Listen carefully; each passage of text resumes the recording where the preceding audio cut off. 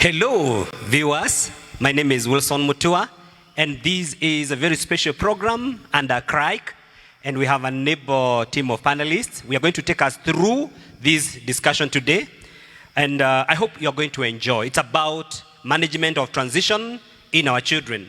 Now, we have Mr. Camare and our sister here. They're going to introduce themselves, and they'll also tell us a bit of their profile so that we can go through. Karibu sana.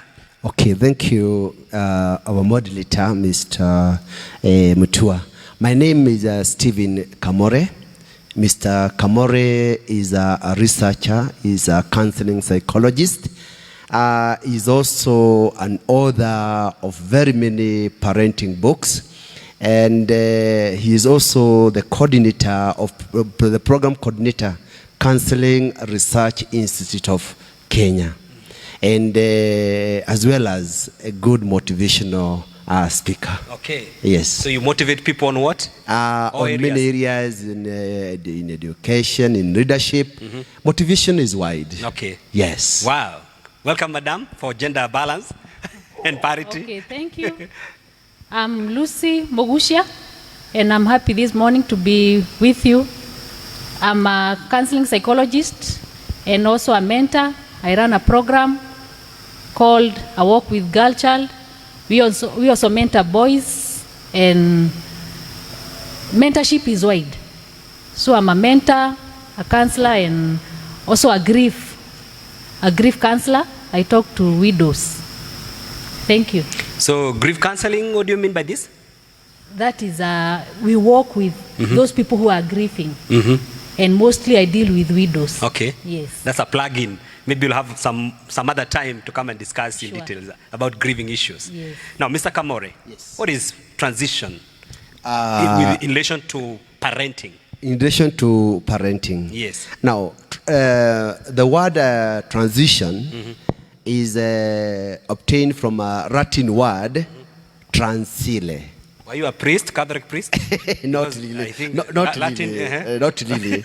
But it is always good to understand the root of a word. Okay, yeah. So it is from the word transile. So transile. Then when you talk about transisio, it means to go through. And therefore, when you talk about transition, we are talking about a journey which a parent goes through with his children from when they are young, from when they are born, as they continue growing to maturity. So going through the various phases of development is what transition is focusing about. Yes. So do you think that this process of transition, Lucy, do you think that parents are able to manage this process? Or is it a challenge to parents? Okay, thank you, Mr. Mutua. For parents, as my colleague has said about transition, it is a process. And as we help our children in transiting through maybe from childhood to adulthood, also parents face that challenge. And I believe they also ought to learn that their children are transiting and they are no longer children as per se, or they need to be guided. Even the parents, they also need to understand that these children, there is a process that is taking place in their development. Wow. So also they need to have that understanding about the transition process. So it's like you are saying the main focus is the parents themselves, Mr. Camare? Yes. As they take the children through the process of transition. So the main emphasis should be on the children.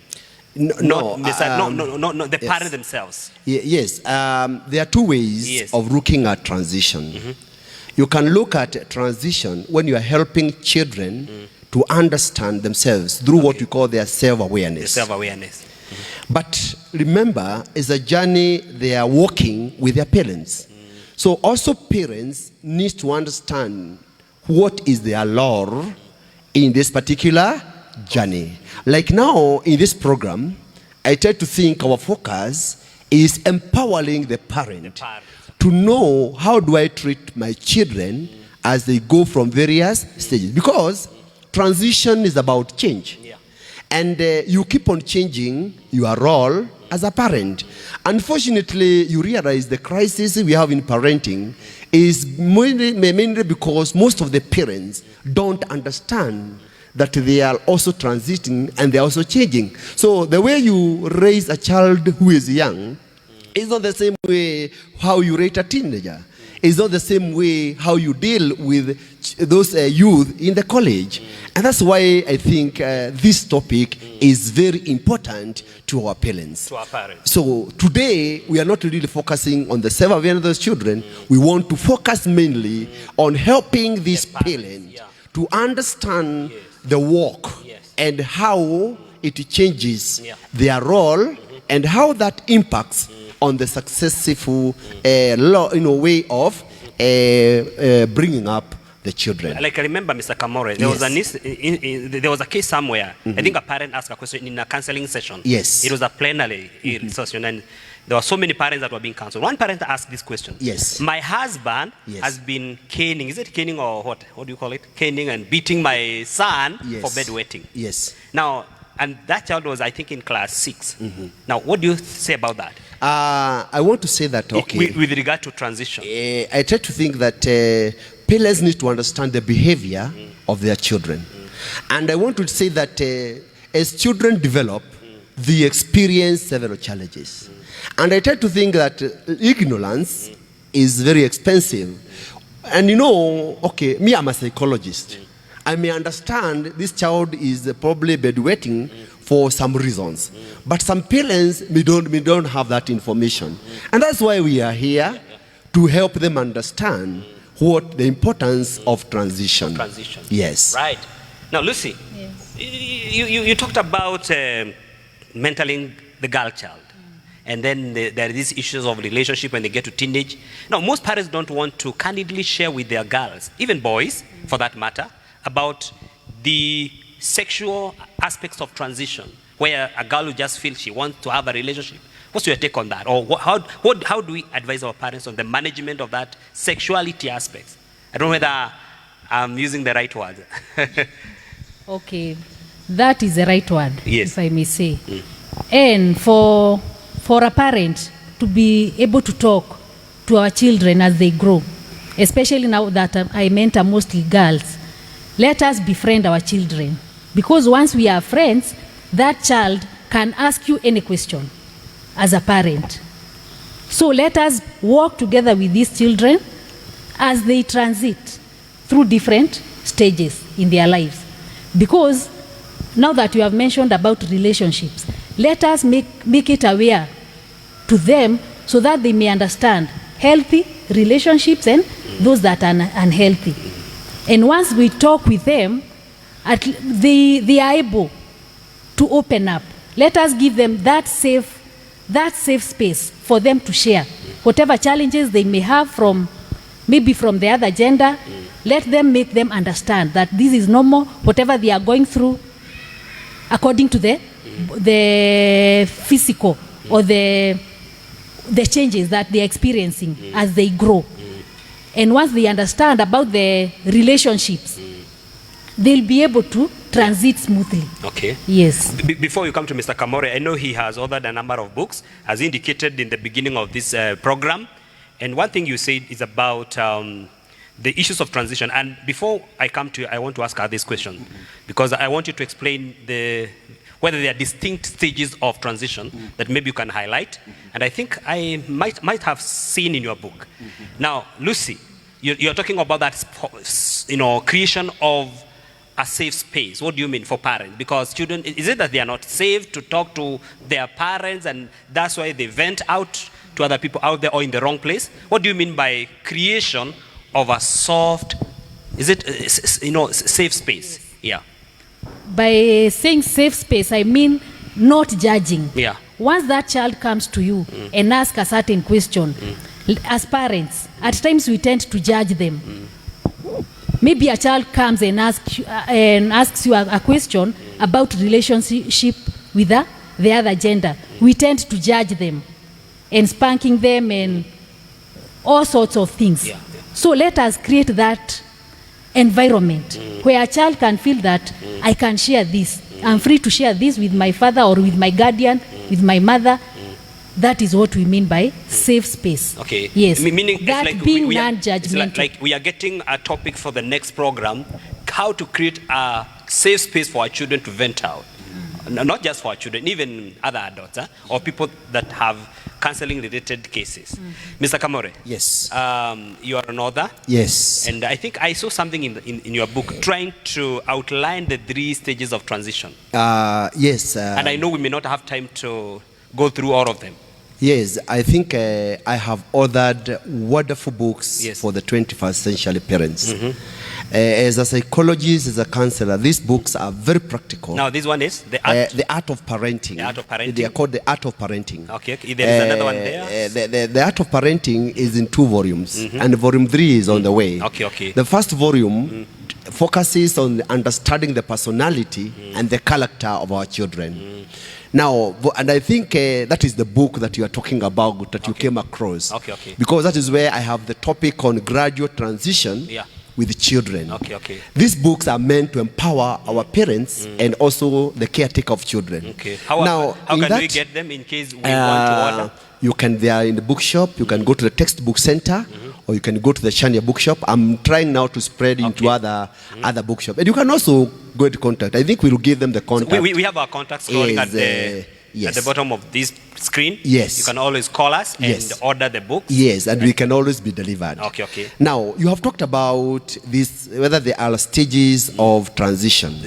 In a distinct. Yes. So what I have done, there are very many ways of looking at the transition of children. So I have just grouped the transition in the context of our discussion in 3 major stages or phases. The first one, as you can see in this book, I call it the command age. Command. Yes. Command age, you mean kama ile askari? Attention or what? Well, it is good to understand that the word command it is to charge somebody. To charge, okay. Or you are in control, isn't it? It is like to demand. Okay. So you demand obedience. So, and the reason why this stage is called command is because parents are seen as an authority. Now, mostly which ages? Below which age? Yeah, it covers mainly between the age of 1 to allowed 12 years. 12 years. And by the way, Mutua, I call this stage honeymoon stage of parenting. Okay. It is very sweet. In fact, if you listen very many parents discussing children, they say, I have wonderful children. I thought this age starts from the conception. No, for understanding, we are talking about now working with the children after birth. So we don't want to go to the other processes. Yes. And you see, what I want the parents to understand here is that at this particular stage, children mental development is still taking place. Okay. So they cannot be able to make concrete decisions. And therefore, they depend on the parents or the significant others as an authority. Now, this is the age, basically in their primary years. Yeah, the primary, the primary years. Yes. Yeah. And that is why you fight, because they survive on obedience. They survive on obedience. So they respect the significant others as an authority. The parent is an authority. The teacher is an authority. You see? And therefore, they don't defy them. They don't disagree. They don't debate with them. By the way, that is why we have never heard of strikes in primary schools, unlike the way we have in secondary schools, because these children depend on obedience. Now, the reason why this transition is important is because now parents are commanders. So they are used to give instructions to children. And as you can imagine, instructing somebody or commanding or controlling somebody for about 12 years, it almost becomes like the order of the day. Yeah. So everything the parents do is now in form of command. And you realize that the main purpose of the parents here is to give direction, is to probably guide and control the behaviors of their children. But the main role of the children at this stage is simply to obey. To obey. Why do you think, Mr. Camare, that Yes. 1 to 12 is the age of receiving command? That is from the parents to the children. Yes. Do you think that the children are also learning something in terms of role modeling from the parents? Because you can be a command giver, but you are not modeling. I remember one Kikuyu singer sang and said this, "Kurera ni kwe hora photocopy." It's a popular Kikuyu that when you are parenting your children, it's just like you're photocopying yourself. Now, what do you think of the part of the parents, besides just being command issuers or givers, they can also become role model? Because it is like children are learning according to your explanation in this stage. Yes, I tend to think that at the end of everything, remember, even as you give instructions, what is very important to know is that children learn so much from observation. Okay. So you must make sure that you also don't give instructions that are contradictory. Sometimes you find that we give double standards. You are instructing children to be obedient when you don't obey. You are telling them to not to take drugs, and yet you come home drunk. So there is no way you can have a very major impact. But I want you to understand here, because we want to help the parents, that this is a critical stage in developing the character and discipline of children. In fact, this is the main stage where you lay the foundation. And if the foundation is not well laid, then it will have a negative impact in the future. Wow. And that is why parents must understand that it is not just, and by the way, this is a stage where parents are perceived as, either the father is perceived like a king, the mother is perceived as a queen, and they have that authority. They have the, what do you call it? They have the crown of authority. And therefore, children fear to challenge them. But remember, something is going on. As the madam had said, these children are growing. Their cognitive or their mind is developing. So don't think they will remain the same way. So they are also internalizing some values. They are also looking at your behavior. And there will come a time, as we now move to the next stage, which I want to mention briefly, they will be able now to start now quarreling you or questioning. Before you come values. there, Mr. Camare, Yes. I know you have a lot. I think we are getting somewhere, viewers, Yes. and we are really learning something from this management of transition. Yes. And the main focus or emphasis is on the parents. Yes. And as much as the children are part of the game, I think the emphasis is on the moderator, in this case, who is the parent. Now, Lucy, as a mother, in this stage, as Mr. Camare has explained, what are some of those challenges that parents, especially women who are single mothers, go through in the issue of command? Because I believe there are children who grew up in a single mother. I grew up in a single mother family. My father was absent. The guy was like Cain. He was all over here, never at home. Yet he was a teacher. He lost his job when we were very young. And we grew up in a family where we didn't have a father figure. Thank God for the grace of God. Sometimes you are brought up by my grandmother and all that. What do you make out of this, the challenges of single motherhood in relation to command, this stage of command? What are some of those challenges that single mother? I'm not saying you are a single mother, but you can speak on their behalf as an expert, as a counselor. Yes. At times there are those challenges. As we speak with the single mothers, they bring up some challenges that they go through. But once, as a single mother, you identify or you make your child have a father figure, at times it becomes easier. Because at times you may find children at this age of the command stage, asking about their fathers. Okay. Who is my father? Because once they are at school, they can see so-and-so is being visited, is being brought by the father. So once they come home, they ask the mothers, how come I don't have a father? So once they go on growing, this age is early for one to give that explanation about how you found yourself in that situation of single motherhood. But at times, as my colleague has said, it is a command stage. So this child, at times, it is what you tell her or him. So you are a dictator. As a child. You are the dictator. No, not a dictator. Actually, we may not want to use the word dictator. That is me. That is me. You don't know from the experts. That is Mutua. Get my words. I know you not use that. That is Mutua. Yes. And I think as a moderator, I have the right to use this word as long as they are not offensive to our viewers. Yes. So that is quote unquote. Yes. You are like a dictator because everything is coming from one end. Yes. Like what we talk of osmosis. Osmosis is where things flow from. Let me finish. Yes. Things flow from high concentration to a low concentration. And he has said that you don't need to tell them everything. I think I'll come to that. You don't need to tell them every information at that age. Maybe. But there's something I wanted to support my sister here. Remember, the concept we are bringing in here at this particular discussion is a parent is perceived as an authority. As an authority, not as a dictator. So, as an authority. And therefore, every word that you speak to these children has a lot of meaning. And they take you seriously. Right. And I think even if you are a single mother, or you are in a normal family, the key focus that I do not want our listeners to lose is that you are an authority. And by the way, we are not only talking to the parents. We are talking about anybody we deal with the children at this particular time. Even guardians, even the teachers.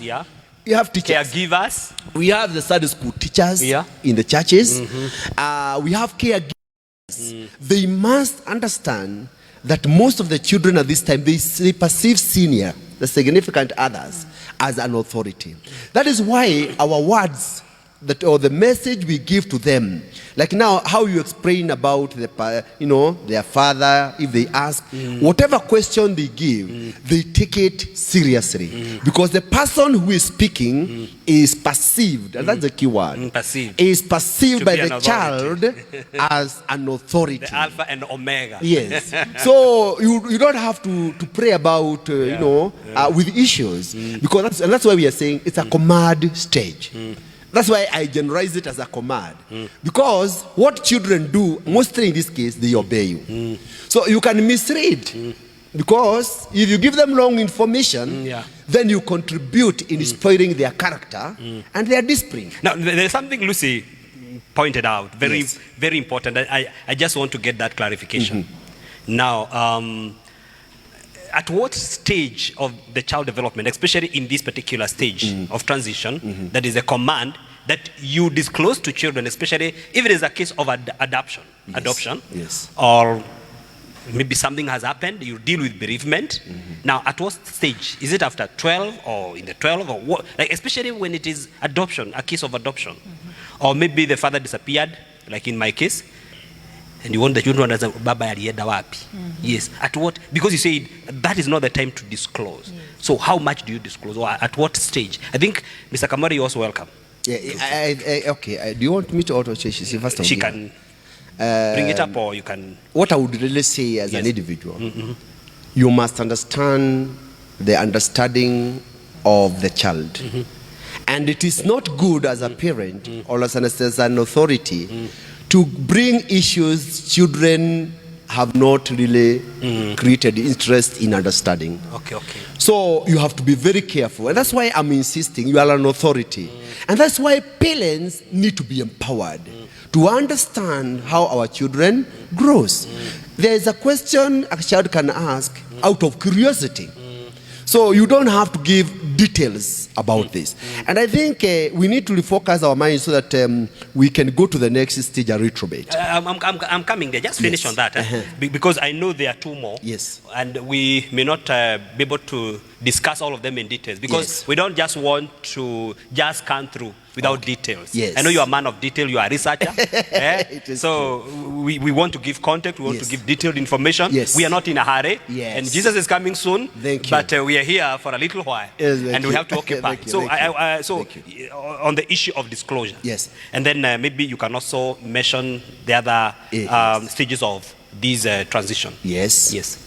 I was talking about, when talking about disclosure, I have emphasized that you need to understand the level of child development. You see, like a child who is between 11, 12 years has a better understanding and you can even reason with that particular child. Then those small children, sometimes they take things at the face value. So whatever you tell them, they actually take it that way. Like now he's just talking about grief. Yeah. If you take grieving in terms of children, those small children, if you tell them that you know the language you use for describing death, like you know, they may say like he rested.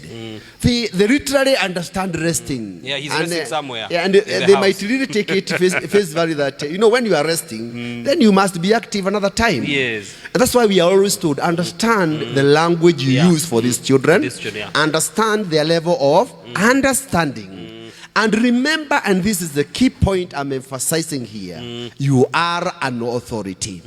And therefore, as a parent, whatever words you give, you either make your child or break your child. Okay. So, but again, in the process of communication, be polite and also be calm. And these children are very good if you can lay this foundation of connecting with them. Now, after we are through with that stage, we call the command stage. I think there's a lot about the command stage. But before you go to the other stage, I remember, maybe you can also comment on this. My son, who is in Form 1, when he was somewhere, I think class 5, 4, I can't remember very well, he gave all his toys to his friends. You know, boys are so much attached to their toys. But one day he wakes up, he gives all the toys away, and personally, I didn't understand what was happening. There could be very many factors. No, just listen.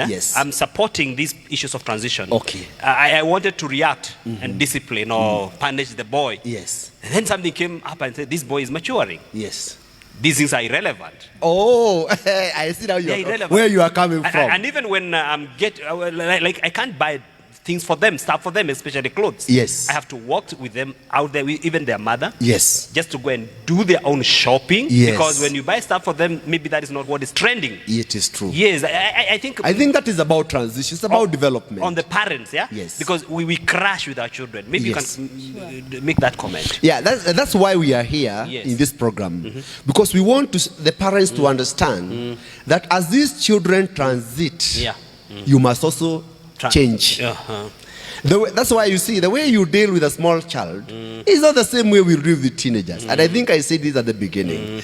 Parents have a problem because they don't want to change. And particularly, you have brought that issue at a very critical moment when I'm almost concluding on this command. When you are used to commanding, to give instructions to a child for about 12 years, it becomes the order of the day. But even now, when they transit to teenager, parents have a problem because they get stuck. And then you forget that you're supposed to change. So you continue giving. You're giving the same command. And that's why we are talking about transition. It's about change. And you're supposed to change. Now, and that's why I now want to come in to the second stage. I call it the consent stage. Now, the word consent is from a French word consete, meaning to agree or to comply. So this is a stage whereby now the parents must engage in dialogue. They must change from giving command and now start bringing dialogue that will make their children to agree. Maybe you can give us age specifics from 12 or 13 the age involves children between the age of 13 to 18. Now, that is the age they're in high school. Yes, they're in high school. And by the way, you realize this is the most critical stage of parenting. If you listen to many parents who come for counseling, who come even to bring their children, this is where most the crisis of parenting are. And that's where a lot of understanding is needed. Now, why am I calling it consent? It is an age where you must now stop giving command. You must stop controlling your child and become a partner in the journey. So your role must change from a commander. So the authority you have, the crown of the authority, by the way, it is removed by force if you are not willing to remove it willingly. Like mine was removed by force. You know, I could not understand that now these children want to be involved in dialogue. They want me to understand them. And parents are literally resisting to remove the authority that they have. Nowadays, I don't know if they have observed. Is it to remove the authority or to adjust? To adjust. And modality? I'm using the word remove in quote. Oh, in quotes, okay. Because I'm assuming it's a clown. Oh, yeah. Which must be put down and probably raised up to dialogue. I wanted to say that many parents here, nowadays, I don't know whether you have observed, if you make a slight joke telling your teenager, this is my home, I am the one in charge, you can go if you are not comfortable. Madam, is it true they are going away? They are. I have heard very many cases of runaway children who have left home. And the parents now come again frustrated that I was joking. I was not really serious. But the truth of the matter is, this is a time where authority must be balanced. Yes. I'm not telling you lose your authority as a parent. But I'm telling you now, calm down. I use the illustration of a bicycle. When you are riding a bicycle, see, it has pedals. There is no way that bicycle can move if the two pedals are up. At least one must be down, for the others must be up for the mobility to continue. The same way, that is the kind of humility I am talking about. Can we come down as parents and bring our children close as friends? I think he brought that concept as friends so that now we can have dialogue. And you cannot have dialogue with somebody who is not friendly, who is not willing. Mr. Camare, Yes. there is something I'm getting out of this discussion. Yeah? Yes. And very patent, very important. Yes. That animals are not trained how to parent. Yes. You never see kuku akitrain you how to parent. They are Yes. kids. Yes. But unfortunately, human beings, because of the fall of man, Yes. we have to be taken through a seminar of training. Yes. And I think most of the parents out there, Yes. I know they need this kind of information. Yes. And I feel this forum is not enough Yes. to take them through. Yes. And before we come to Lucy for a comment on the same, are there forums, because I'm feeling I don't want to go beyond this point as you explain this, Yes. where our parents can even get detailed and more focused training on parenting, especially Yes. on this issue of transitioning, where you come to the Concession. Yes. Now, one thing I want to tell you, Yeah. Mutua. Personally, I have a passion. And I have a passion that I have carried for many years. Parenting, or one quality of a good parent, is the willingness to learn. That's an area parents must be able to embrace. And we cannot be able to reach these people unless we have forums where like now, I have forums where we go to schools. We have been invited by principals. I have really interacted with many schools, empowering parents. By the way, even some schools have reached a level whereby when they tell parents there is a parent meeting, they will come, not even because of anything, because they know there will be a speaker. And they will go back better parents other than just going to visit the kid. Yeah. That is the attitude I'm talking about. We have churches. Churches are like very good platforms to empower our parents. Yeah. But now we cannot be able to have these forums without the support of the pastors. And especially at this time of the COVID-19, Yes. are there other platforms in the digital world that, Yes, we have that you can platforms. create as a crike? Yes, So like that, now, this program, Yeah. which we are now launching, and it will be there every Thursday. Every Thursday from 8 to 9. And I want to tell you, we will be able to share and reach out. And you only just need to go to the Facebook, on our page, Counseling Research Institute of Kenya. And I want to encourage our listeners, invite more friends. Yeah. Let us invite parents. And I want to tell you, as we go 3-4 months, our families shall never be the same. And here we want to share professional information. And I know we have a Zoom meeting where we can. Yes, we are launching a Zoom meeting. Invite parents to come where we can actually share, and we'll be posting these Zoom meetings. So, because of the COVID-19, it has also made us better in terms of the use of technology. And I also want to say that even our our website, we post a lot of information. And by the way, our Facebook page has a lot of empowering information. Good. encourage these people to go there, including even the use of the YouTube. I hope recently we were looking at some articles that I have recorded in the YouTube. Encourage these parents to go there. And it is free. If we put it there, just yours is only go to just subscribe and you'll be getting this information, including what we are discussing today. Thank you, Mr. Camare. Quite resourceful information that you are getting from this program. And viewers, I hope you are learning a lot and you continue to engage us on our social media platforms, and our contacts are just there. You can just call us, engage us, and we are ready to respond to our issues. Now, Lucy, in your career, any challenge that you have experienced with the parents who are not able to transition, as Mr. Camare has explained, now from command giving to concept building or BBI? Sorry to say BBI. Bridging. I'm not a supporter of BBI, but building. It's like you are building bridges. Now with your children. Okay. Yes. As we move to the next stage, in fact, there are so many challenges. When now we transit from the command stage to now the consent stage. And that is, in a way, that is why we were motivated, or I was motivated to mentor girl child. Because at this stage, parents, also with their children, have so many challenges. Because as we know, there are so many changes that are happening in our children during this stage. Yes. Developmental stages, there are those changes that are coming and the children don't understand what is happening. For the boys, there is that breaking of their voices. For the girls, there are those developmental stages. So we have to work with them for them to have a smooth transition, and also as parents, empowering them and making them understand that whatever they are going through is normal for a normal human being. Yes. So the challenges that come up, it is, as I said earlier, about creating that safe space. If a child is not able to come to the guardian and ask, why is it that I'm experiencing this and this? So for them to transit smoothly, let us also as parents empower ourselves in whatever the changes that are happening in our children. And once we are able to learn the changes, the developmental changes that are occurring, both parents and children are going to have it smooth. Yeah. Yes. So I think I can add something.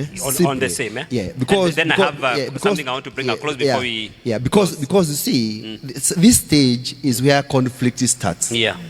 And what brings the conflicts between these children and their parent, because we want to empower the parent, is because they have already grown their mind and they can understand things in different perspectives. They can be able to reason out. And therefore, these children, there are two things that happens, Mutua. This teenager now knows that nobody can stop them from doing what they want to do. That is one concept. So they are no longer the yes group that we used to have in the early stages. The second thing that also develops, they also know that nobody can command them to do what they don't want to do. Now you can now see where the conflict is. You have been working with a very compliant child who is always very obedient. But now the child is developing psychologically and cognitively. He can now reason and challenge your decisions.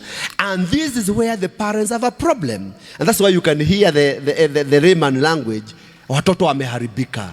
I don't think they have really gotten spoiled. The idea is we have not understood the transitional things. And that's why I encourage parents to read this Art of Parenting book. It's a very good book, and it has really helped quite a number of them. Wow. Can I mention briefly about the last one? This is also the age where they start questioning the faith of their parents. Yes, the faith, the values. Some of the things that were commanded when they were growing. Yes. And it's quite a challenging stage. Yes. Before we mention this, Mr. Camare, I think this is very important. I think that our viewers should understand from you and from the panelists. Yes. To what extent should we allow concession? Because, like in my place, there's some programs I cannot allow my children to watch. Let me finish. Internet, it has a limit. They use, even when they take my phone or the phone of their mother, those who have access to our phones, there is extent to which we allow them to go. There are some sites we can't allow them. Now, these consent issues, to what extent should we allow that dialogue to go? The idea of consent and dialogue has also limits. Yeah, okay. We don't have freedom without limitations. Right. Now, don't forget that as a parent, you are more mature than these particular children. So you have to maintain your authority. Actually, there is something that she is consistently bringing in this program. Create a conducive environment. A safe of space. friendliness. Yes. The fact that I have dialogue does not mean I am giving you freedom to do everything. Right, okay.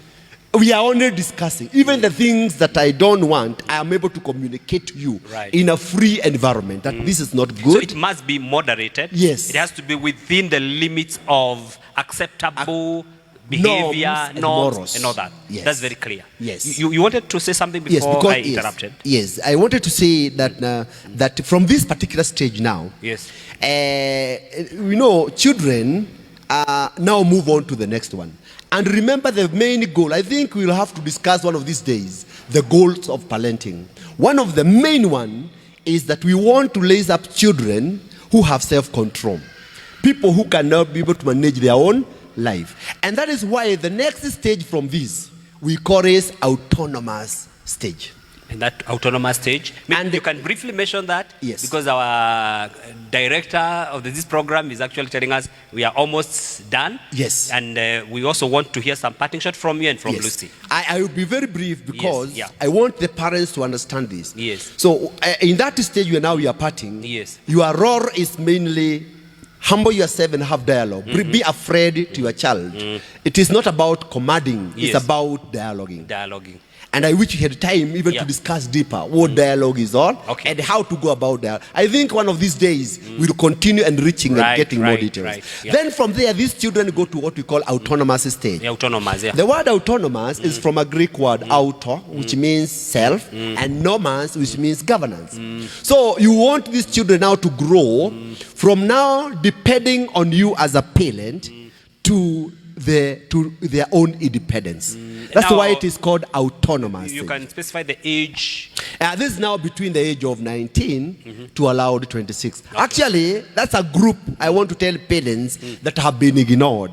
On the fact that by the rigor understanding, when these children get to age of 18, we assume they are adults.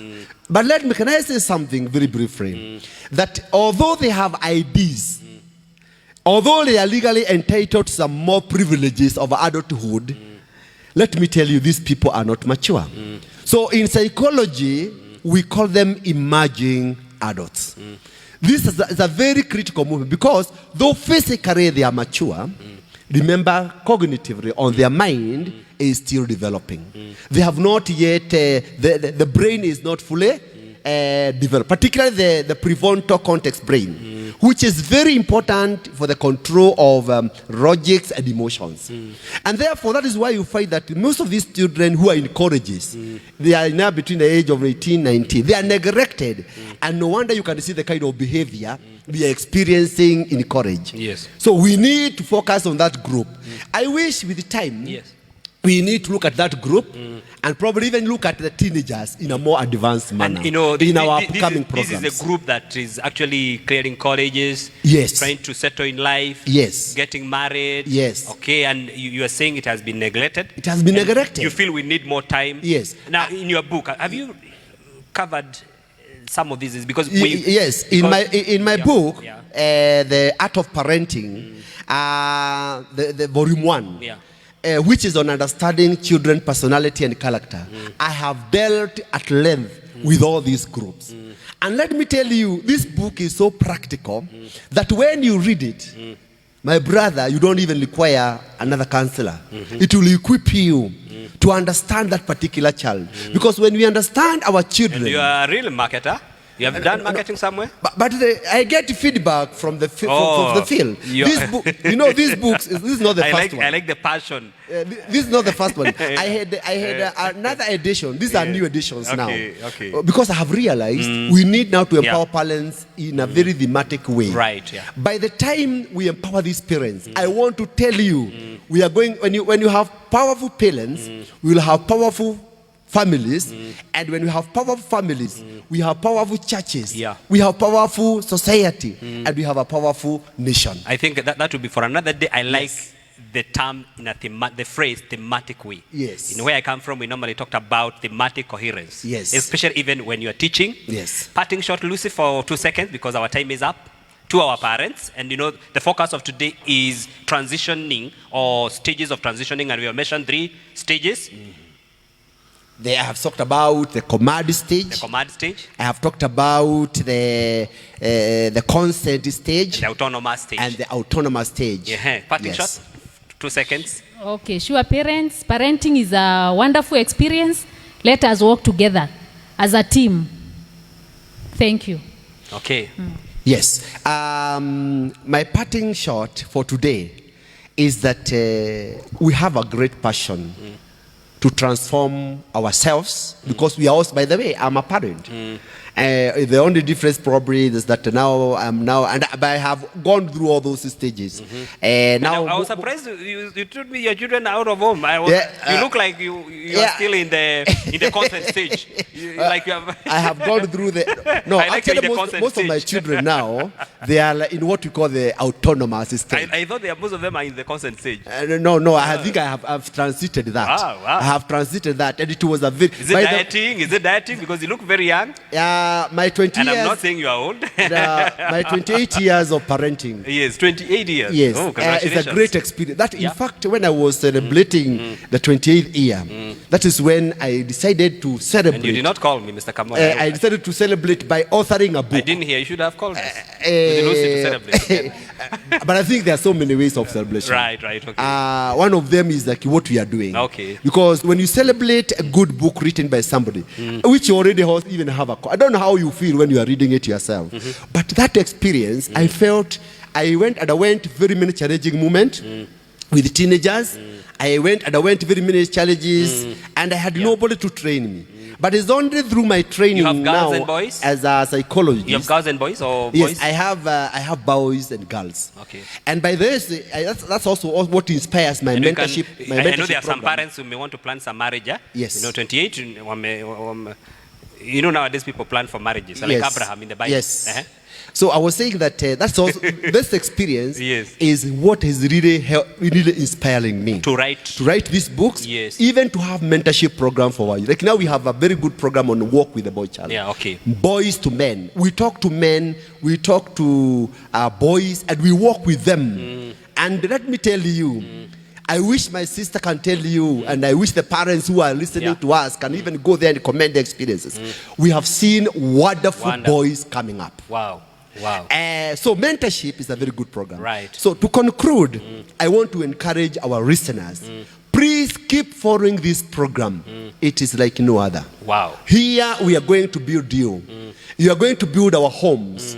And please leave your question. Yeah. We are here to answer your questions. You can also call us. Like now, personally, I always say my phone is free. You can call. Yeah. You can always call 0721 34 54 50. And I want to tell you, we'll answer. We talk to parents and we are able to help them and get unstuck in this journey of parenting. Wow. Can I only make one video? Yeah. That in parenting, nobody is perfect. So don't fear. We don't have perfect parents. Yeah. But can I tell you something? All parents can become better. Better parents. So inside every good parent, my listener, a better one can come out. So don't feel shy because of the challenges you are going through, either in your family, with your teenagers. Know that out of those challenges, you can always become better. And that is why this empowerment is very, very important. Look for our Zoom meetings. Come to this Facebook every Thursday. Just imagine an hour and your whole life is transformed. Wow. I really invite you. So we'll be having, I think, very many panelists who will be coming. If you can even come here and share your experience, we are here to reach out and empower one another. Yes. Wow, this is great. Thank you, Lucy, for your time. It's a pleasure. And even your contribution, quite resourceful, and I know parents out there have benefited. Mr. Camare, who is the chief anchor in this program, we really want to appreciate you all, key resource person as a researcher and director of CRIC. So my name is Wilson Mutua, and I'm also a pastor, and I just want to say this, that man is spirit, body, and soul. So we are dealing with this part of the man. Yeah, actually, we want to be holistic. We want to be holistic. Yes. And and I think we'll also be focusing on the spiritual aspect, as the Apostle John taught, and he said, I pray that you may prosper in all things, even as your spirit man prospers. You prosper psychologically, physically, in all those aspects, as Mr. Camare has said. And it's a pleasure having you. God bless you so much. Take care. You can see the social distance is in order, and it's only because of the camera. This is more than 1 meter, you can see. Okay, God bless you so much. Thank you, our team. And then we meet you the coming Thursday. The coming Thursday. Yeah. Every Thursday from 8 to 9. On Crike, our Facebook. Counseling Research Institute of Kenya. Thank you. You are blessed. Thank Shalom. you. Shalom.